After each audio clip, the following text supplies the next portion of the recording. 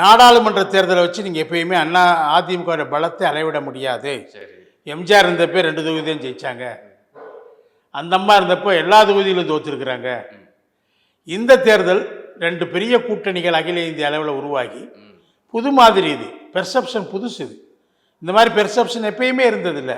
அகில இந்திய அளவில் ஆட்சியை பிடிப்பதற்கான அந்த முனைப்பு முன்னெடுக்கப்பட்டது. அப்போ அவங்க அகில இந்திய அளவில் பிரைம் மினிஸ்டர் கேண்டிடேட் சாய்ஸ் அவங்களுக்கு நான் என்ன சொல்கிறேன், கடந்த காலத்தில் நடந்திருக்கு, மறுக்கலை.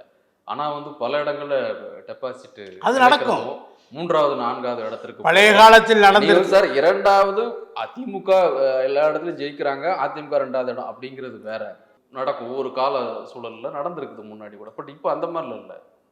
அந்த கம்பேரிசன், அந்த ஒப்பீடு தானே விமர்சகர்களும் பத்திரிகையாளர்களும் தொடர்ந்து வைக்கிறாங்க. இப்போ அதிமுக தொடர்ந்து தன்னுடைய வாக்கு வங்கியை இழந்துக்கிட்டே வருது. காரணம் என்னங்கிறது அவங்களுக்கே தெரியும். அவங்க அதை குறித்து இன்னும் இழந்துக்கிட்டே வரலை. தவறான கணிப்பு. நீங்கள் நாடாளுமன்ற தேர்தலோடு தான் ஒப்பிடணும். 2019 பெரிய கூட்டணியில் இருந்தாங்க, குறைந்த இடங்களில் போட்டிக்கிட்டாங்க. 2024 கூட்டணியே கிட்டத்தட்ட இல்லைன்னு சொல்லலாம். ஆனால் கொஞ்சம் அதிகமான இடங்களில் போட்டி போட்டாங்க. ஆனால் கிட்டத்தட்ட 2% கூட வாங்கியிருக்காங்க. அது எப்போ ரொம்ப அட்வர்ஸ் கண்டிஷன். எப்படி கண்டிஷன்னா, ரீசன் என்ன வேணாலும் சொல்லலாம். இல்லை, நீங்கள் ஒரு பெர்செப்ஷன் முக்கியங்க. ஒரு தேர்தல் எது தீர்மானிக்கணும், பெர்செப்ஷன் தீர்மானிக்குது.